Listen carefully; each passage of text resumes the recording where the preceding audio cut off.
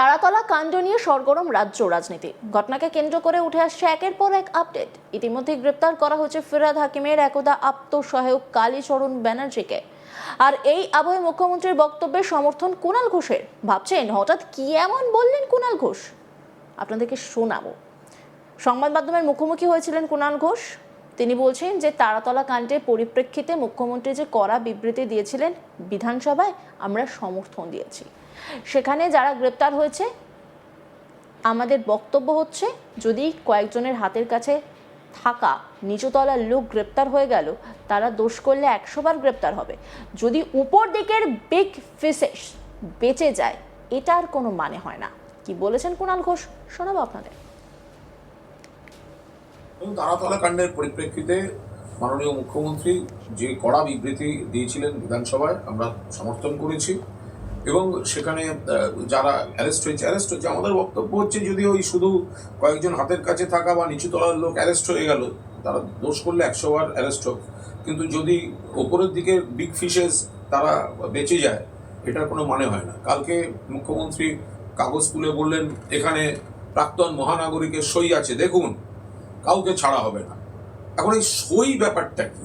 যদি প্রাক্তন মহানাগরিক মানে ফিরহাদ হাকিমের সইটা অন্যায় হয়, তাহলে অবিলম্বে ফিরহাদ হাকিমকে অ্যারেস্ট করা উচিত। আবার সেই সইটা যদি অন্যায় না হয়, তাহলে বিধানসভায় সেটাকে ওরকম নেতিবাচকভাবে বলে তার উপর রাজনৈতিক একটা প্রেশার ক্রিয়েট করে তাকে ওই বালিশ তৃণমূলের দিকে ঠেলে দেয়া, তো এই রাজনীতিটার কোনো অর্থ হয় না।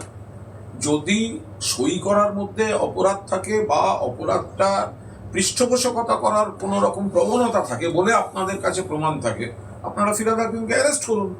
কিন্তু একটা সই করাটা যদি অপরাধ হয়ে থাকে ব্যবস্থা নেবেন, আর যদি সেটা অপরাধ না হয় তাহলে ভরা বিধানসভায় মাননীয় মুখ্যমন্ত্রী আপনি বললেন কেন?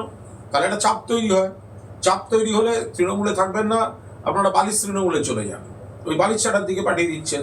তো এই যে রাজনৈতিক চাপের জন্য নথিটা দেখালেন না অপরাধের জন্য নথিটা দেখালেন? যদি অ্যারেস্ট না হয় তাহলে বুঝতে হবে নথিটা আপনি দেখিয়েছেন শুধুমাত্র চাপ দিয়ে বালিশ ছাড়ার সঙ্গে পাঠাবার জন্য। আর যদি অ্যারেস্ট হন তাহলে বুঝতে হবে যে আপনার ওই নথিটা দেখানোর একটা যৌক্তিকতা ছিল। মানে এই কালীকে নিয়ে প্রচুর অভিযোগ আসছে। এই কালী আমি সেভাবে আমার সঙ্গে আলাপ নেই, কারণ এই পুরসভাটাই চালাতেন একটা বকলমে এক্সিকিউটিভ মেয়র বলে শুনেছি। কাউন্সিলররা খুব ভয় টয় পেতেন এবং সব কাজটা কালী চালাতেন। আমার সঙ্গে হার্ডলি 2-1 বার কথাবার্তা হয়েছে। তবে মাননীয় মুখ্যমন্ত্রী কাল একটা তথ্যগত গন্ডগোল হয়েছে। উনি কাল বলতে গিয়ে বলেছেন কালী ক্যামাক স্ট্রিটের নয়, কালী পুরসভার, কারণ ক্যামাক স্ট্রিট কালীকে সহ্য করতে পারতো না। ফলে এই তথ্যগত গন্ডগোল। এখন কালীকে বলা হচ্ছে ক্যামাক স্ট্রিটের, ভুল, কিন্তু কালী পুরসভা, কিন্তু পুরসভার কয়েকজন আবার এখন বালিশচাটা তৃণমূলে গেছে, বিজেপি স্পন্সর্ড, সেই জন্য কালীকে এখন ক্যামাক স্ট্রিট সাজানো হচ্ছে। এটা ঠিক হচ্ছে না। কে ভালো কে খারাপ আমি জানি না, কিন্তু কালী ক্যামাক স্ট্রিটের নয়। ক্যামাক স্ট্রিট বরং কালীর বিরুদ্ধে অভিযোগ থানায় দাবি করেছিল, কালীকে সরাবার জন্য ক্যামাক স্ট্রিট থেকে চাপ এসেছিল। আবার পুরসভা কালীর প্রতি প্রেম এবং আস্থা প্রবল। ফলে কালী ভালো না খারাপ সেটাও আমার জানার কথা নয়, কিন্তু কালী পুরো ক্যামাক স্ট্রিটের নয়। উল্লেখ্য, তারাতলা কাণ্ডের পর মুখ্যমন্ত্রী শুভেন্দু অধিকারী ঘোষণা করেন 31শে জুলাই পর্যন্ত সমস্ত বেসরকারি বাণিজ্যিক নির্মাণ কাজ সম্পূর্ণভাবে বন্ধ থাকবে। এই সময়ের মধ্যে সংশ্লিষ্ট নির্মাণ প্রকল্পগুলির অডিট করা হবে এবং অডিট রিপোর্ট পর্যালোচনার পর পরবর্তী সিদ্ধান্ত নেওয়া হবে। যদি কোনো প্রকল্পের নির্মাণ সংক্রান্ত বেনিয়ম ধরা পড়ে, তবে সংশ্লিষ্ট ব্যক্তি বা সংস্থার বিরুদ্ধে কঠোর প্রশাসনিক ব্যবস্থা নেওয়া হবে। কি বলেছিলেন শুভেন্দু অধিকারী শোনাবো। কালকে অ্যাসেম্বলিতে বিবৃতি দিয়ে বলেছি যে নির্দিষ্ট কিছু জায়গায় হাই রাইজ এবং কমার্শিয়াল বিল্ডিং সরকারি চালু থাকা দপ্তর এবং এমার্জেন্সি সার্ভিসেস বাদ দিয়ে আমরা 31 জুলাই পর্যন্ত একটা স্পেশাল অডিট করছি। সেই অডিটের যে টিম ইতিমধ্যে নোটিফিকেশন হয়ে গেছে। আমাদের এসিএস র্যাঙ্কের আধিকারিক রাজেশ পান্ডেজি লিড করছেন, অনেকগুলো দপ্তর আধিকারিকরা আছেন এবং 2টো এক্সপার্ট সংগঠন আমাদের রাইটস এবং আইআইটি খড়গপুরকেও রাখা হয়েছে। এগুলো আপনাদের কাছে এসে গেছে, আমি নতুন করে বলবো না।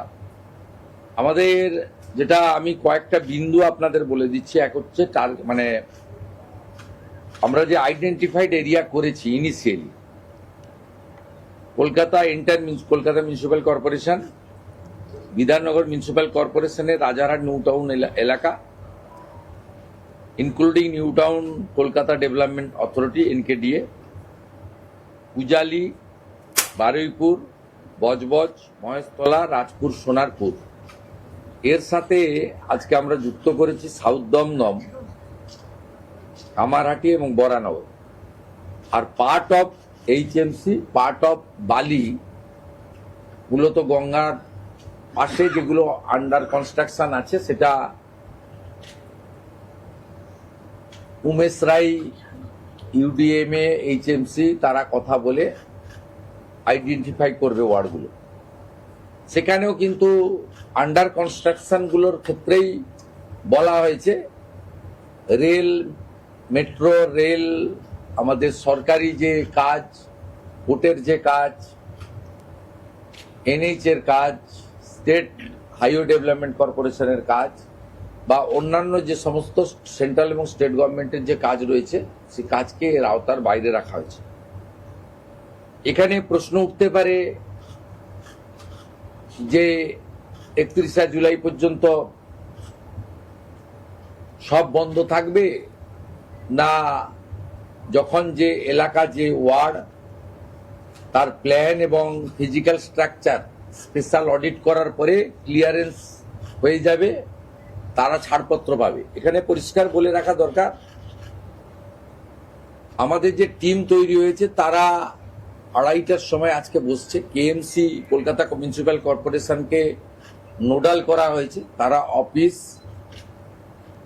ইঞ্জিনিয়ার, সার্ভেয়ার, সয়েল টেস্টের এক্সপার্ট, পুলিশও লোক দিয়ে দিয়েছে, কলকাতা পুলিশ, যেখানে দরকার রাজ্য পুলিশ হেল্প করে দিবে।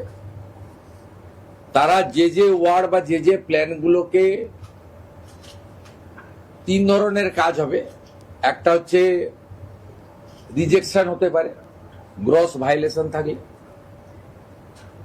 রেকটিফিকেশনের অ্যাডভাইস বা ডাইরেকশন দেওয়া হবে, রেকটিফাই যে করে নিবে